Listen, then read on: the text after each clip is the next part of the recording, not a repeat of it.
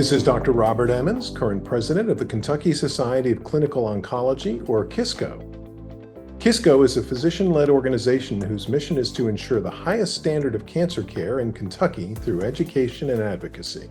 Through these means, our vision is to promote the most effective cancer therapies and improve access to care and enrollment in clinical trials in the state of Kentucky.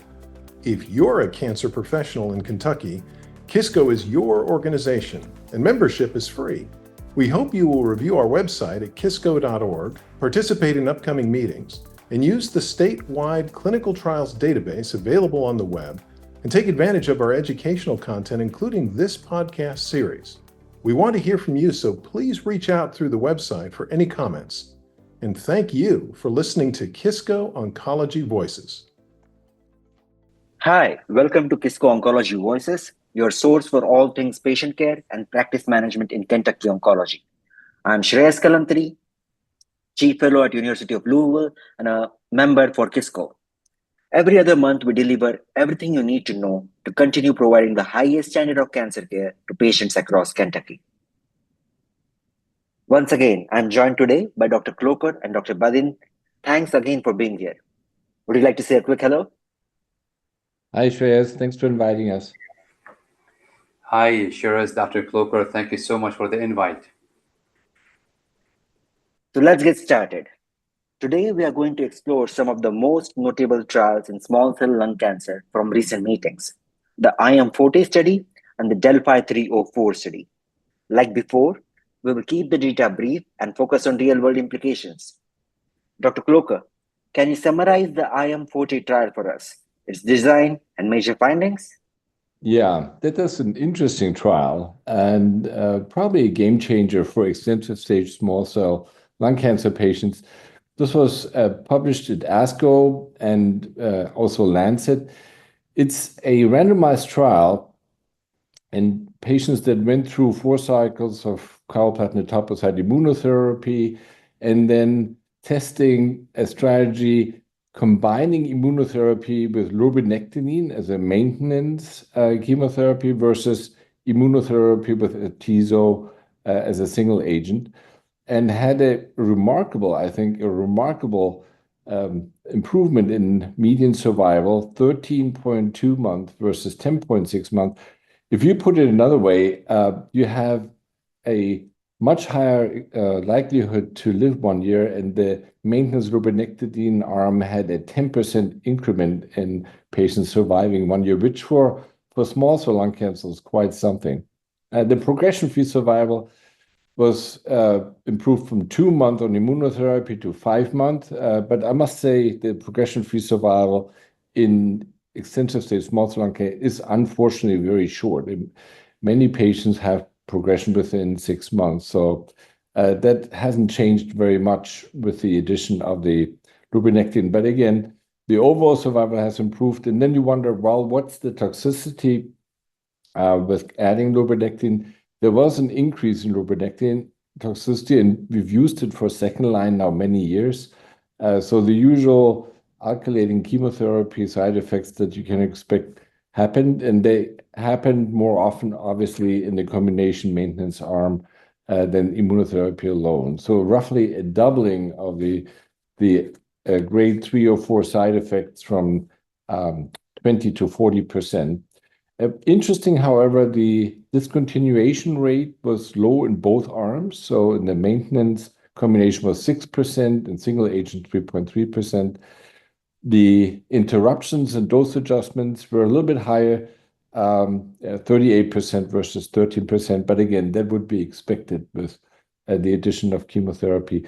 It's important to say that the group in the combination arm had GCSF as supportive care to avoid febrile neutropenia and cytopenias. So that's an addition. And yeah, I would think this is definitely something to offer to our patients, especially patients who are in a good performance status and have tolerated the chemotherapy before pretty good. So yeah, I'm starting to use this more often in my clinic. Thank you for this wonderful summary, Dr. Kloecker. Like you mentioned, you are starting to use this more so in the clinic. So for those patients, like we discussed in the clinic last week, actually, who are doing well on atezolizumab maintenance alone, would you consider adding Lurbi to their maintenance at this point, or would you want to continue them on atezolizumab that they are already tolerating it well? Well, you were in clinic last week when we had a patient who was in good performance status, had a beautiful response to the initial chemoimmunotherapy. And then I, just as we discussed here, told him, yes, there's a much better chance to survive 1 year. But there's also a chance to have more side effects and serious side effects too. And you must say 5% of people had grade 5 side effects in the combination arm versus 2.5% in the single agent immunotherapy arm. And you were there when the patient was really discussing this with his wife and said he has to think about it and went home and will call me in the next days to say if he wants to go for this. This is really a very personal decision how you want to spend what maybe is your last year of your life. You want to prolong it at a risk, or you play it safer. That's very true. It's a very personal choice, and quality of life and patient-reported outcomes do play a role in discussions like this. And hopefully, we will have data in the future that can help us further address some of these concerns. What are the tolerability concerns you are watching for when combining a DNA-damaging agent with an immunotherapy? Well, again, you have all the toxicities that you would expect with an alkylating agent. There's GI, nausea, then immune system, risk of febrile neutropenia, fatigue, of course, anorexia. We know all this. The immunotherapy at that stage for most people is relatively well tolerated. Remember, this is after 4 cycles chemoimmunotherapy. And in my experience, if you have serious immunotherapy effects that normally manifest within 3-4 months. So I think the risk of immunotherapy side effects is actually lower at that time. I'm curious what my colleague, Dr. Badin, does and offers in the community setting. Yes, Dr. Badin. Yeah, that would be helpful information. I think it's really a wonderful trial, and here we have another option for those patients. We try to do maintenance therapy in small cell lung cancer. I remember the Checkmate 451 maintenance Opdivo versus maintenance nivolumab versus nivo plus ipi versus placebo, and it came back negative. We tried to do maintenance chemotherapy. But with chemotherapy, you have to weigh the toxicities, and not every chemotherapy drug is an ideal drug for maintenance. So for maintenance, really you need to have something that not only improves outcome, but patients can maintain it. They can stay on it without significantly added toxicities. And I think with IMforte, what we saw, while like Dr. Kloecker mentioned, there is increased toxicity in the combination arm compared to atezo alone, but most of those were lab values and toxicities, really not a lot of symptomatic toxicities. So that would make it appealing for me in my clinic. I think patients can do it, can stay on it. We have to weigh the benefit and the risk. We have to look at the patient, look at their preference, comorbidities. So here again, we have to make a sure decision with the patient and look at the full picture. But I think the data is overwhelmingly positive, almost 30% reduction risk of death. That make hard to argue against it. I think in my practice, this will be the standard of care, and there should be a reason why not to put a patient on maintenance lurbinectedin plus atezolizumab. I totally agree. The data is very strong. A 3-month overall survival gain in extensive stage small cell lung cancer is nothing to scoff at, considering how tough this disease is. And I thank you, Dr. Kloecker and Dr. Badin, for this great discussion on this topic. Let's move on to the next trial. Dr. Badin, let's turn to DeLLphi-304. What's unique about this agent, And what were the top-line results that you came across? Yes, Shiraz. So, unfortunately, we all know that most of the patients with small cell lung cancer, after induction chemotherapy, immunotherapy, and when they go to maintenance immunotherapy, the vast majority of the patients, up to 90% of them, will relapse within the first 2 years. And not everybody is able to get into a second line treatment, which used to be chemotherapy, secondary to comorbidities, patient preference, worse influence status, etc. So we've been doing chemotherapy for those patients forever. For more than 20 years, topotecan has been the standard of care for those patients. Until 2020 in June, we got lurbinectedin, FDA accelerated approval based on response rate of 35%. So we had another option for those patients. And last year, May 2024, we got another accelerated approval for tarlatamab for patients with relapsed extensive stage small cell lung cancer. So tarlatamab, a bispecific, it was the first bispecific that we used in small cell lung cancer. As the name alludes to, bispecific, so two things, it's a T-cell engagers through CD3, and then the targeted arm is DLL3 target, which is commonly expressed on small cells. More than 80% of patients with small cell will have DLL expression, which make it a very appealing target for therapy. And since it's only on small cells and cancer cells, not really expressed on normal cells, that would make a safety profile more favorable. So the first approval, DeLLphi-301 phase 1 study, about 100 patients, relapsed small cell lung cancer, received tarlatamab, and response rate was 40%, median duration of response was 10 months.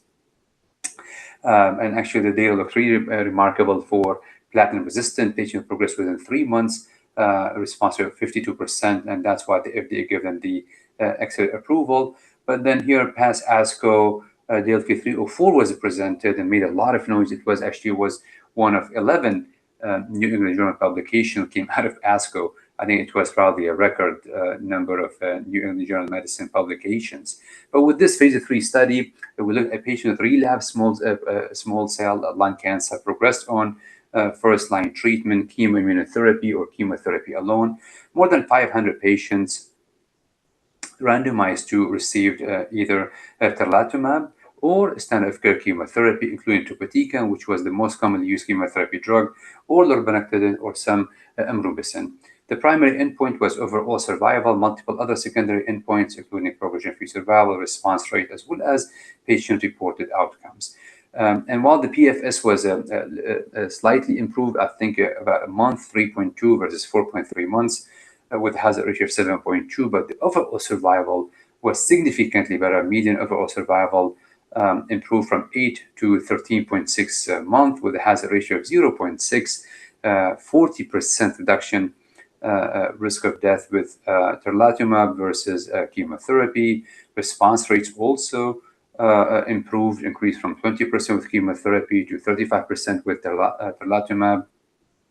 What also was important is toxicity was much less with tarlatamab at 27% versus 62% with chemotherapy.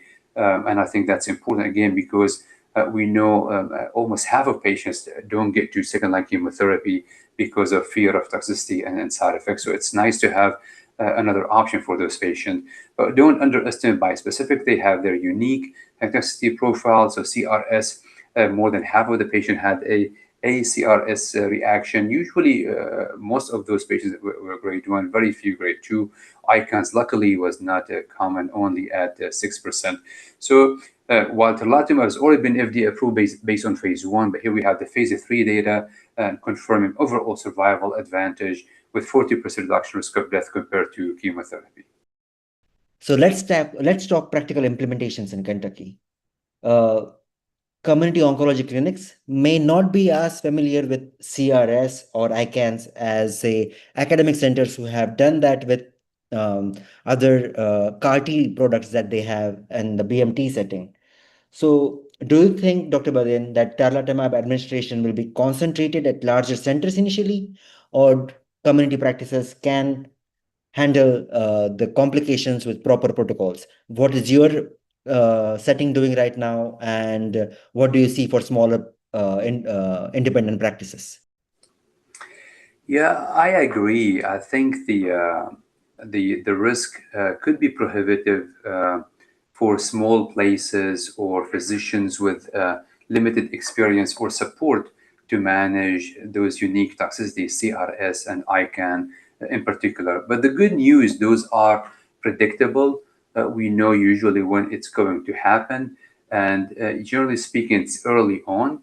So what we've been doing at our hospitals in Kentucky, we have a couple of centralized infusion centers where we can do bispecifics. So we'll do the step-up dosing, we'll watch them for the first few months, and then we tend to send them back to their treating oncologists. I am pretty sure Dr. Kloecker also get referrals from other facilities. And I don't know for how long, Dr. Kloecker, you keep those patients and how many cycles you get them started on before you send them back. Yeah, you're exactly right. We get referrals for the first 2 doses, and if those are without complications, then we'll hand the patient back to our colleagues and take over. I think right now it's more worry than reality. The majority of cytokine release syndrome symptoms is grade 1 or 2. We've had, I'm trying to remember over the last year, only 1 case that had an unusual significant side effect. Everything else should be and will be, I think, handled in the community. It's just a learning experience. And we're actually thinking that some of this could be handled as an outpatient, maybe with pre-medication, because with this new second-line standard, I think this will create a lot of hospital observation and admission. It will be a burden to the infrastructure too. So we have to figure out a way how to do this as an outpatient. And like our colleagues do it with some autologous transplants nowadays. You don't have to be in the hospital. They can be in a hotel next to the hospital with a monitor. So I think we have to become a little bit creative with this and many other of these antibodies that can cause cytokine release syndromes. If we admit everybody, it's going to be a huge volume for the hospitals just to observe these patients. Yeah, that is a great point, Dr. Kloecker. As for the DLL3 do you think, Dr. Kloecker, this is a promising long-term target, or do we still need better biomarkers in small cell lung cancer? Well, yeah, DLL we know it's a target in small cell. Almost all small cells have DLL. So we've used trials and we were participating in trials targeting DLL for a long time, but they were all very toxic. They were ADCs where DLL was targeted with a attached chemotherapy, and then the chemotherapy had a lot of side effects. This T cell engager is very smart. I mean, it pulls the CD3 T lymphocytes to the cancer cells, and then the T lymphocyte can do its job. So what we need is we have the target, we have the right target. You ask, do we have better biomarkers for small cell and who responds and who doesn't respond? And small cell right now is still a mystery. From time to time, you have, let's say, the inflammatory cohort of small cell that when you look at the mRNA transcripts, you may say there's maybe one group that's more likely to respond to immunotherapy than others, but it doesn't mean the other groups do not respond. So we don't have good biomarkers in small cell lung cancer.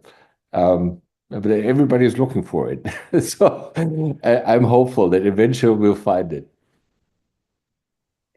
Yeah, that's so true. And for patients in rural Kentucky, how can we ensure access to these advanced agents and manage their toxicity profile safely while they are hours away from any major academic centers? Well, as I said, much of it is more worry than reality. And I think I've seen this in the past, and Dr. Badin knows this too. When we first started immunotherapy, I went to community hospitals and they were worried they couldn't deal with the side effects of immunotherapy, referred a lot of patients to us. And then they learned it is doable, it's manageable. So I think we see the same thing now with these T-cell engagers and maybe bispecifics and ADCs. It just requires colleagues to try it a few times, and you're on the phone and you explain what needs to be done. And then once you have done the first 5, 6 patients and you learn how to manage it, you're more confident and you'll do it. So it will come, it's a learning curve. It will come with time. Yeah, it's definitely a learning curve. I think it's going to take champions at that facility to start it by a specific program, but it should be doable. There's more than one thing. There's more than an oncology, like an experienced oncologist to give a bispecific. You really need to have a pharmacist on board, making sure the backup drugs are ready just in case.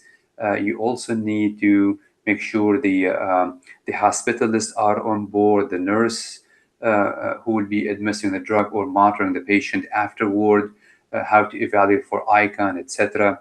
You need to have the hospital administration. There is a cost or high cost for those drugs, so making sure that we're doing the right thing for the right patient and for the right thing for the hospital as well.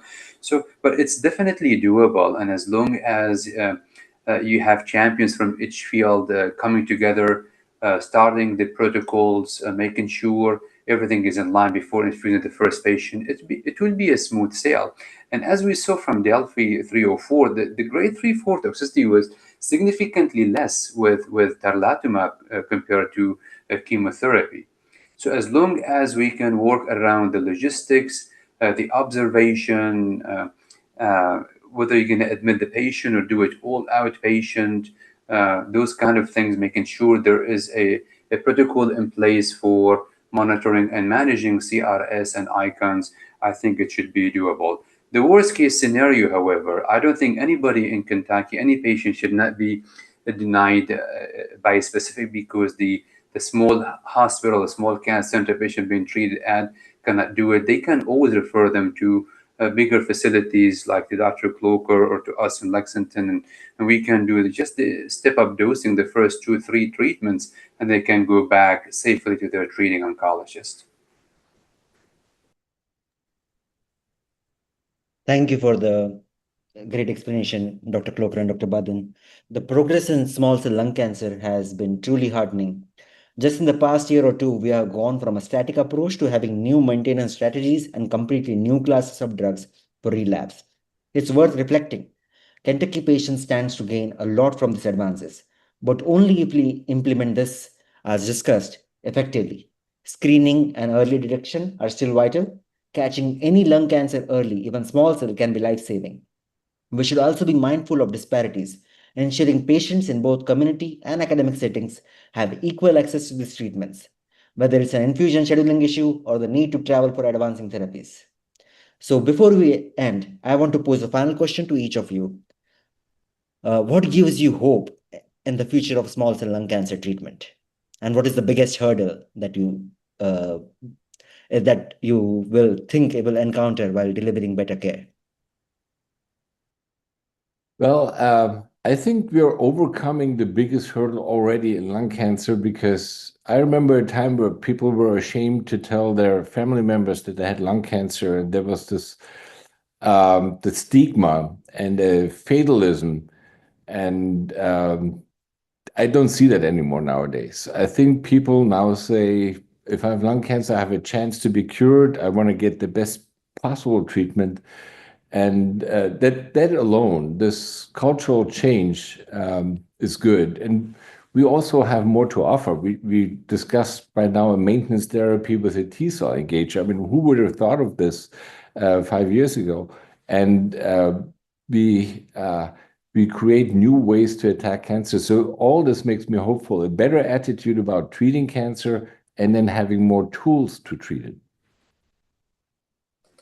Yeah, I think we have a lot of new options and a lot of new things that we can offer our patients today. We moved away from platinum doublet followed by topotecan as the only options that we can offer our patients to platinum doublet plus immunotherapy, followed by maintenance data with IMforte data with lurbinectedin plus atezolizumab, showing significant overall survival advantage, followed by tarlatumab instead of chemotherapy with, again, significant overall survival advantage.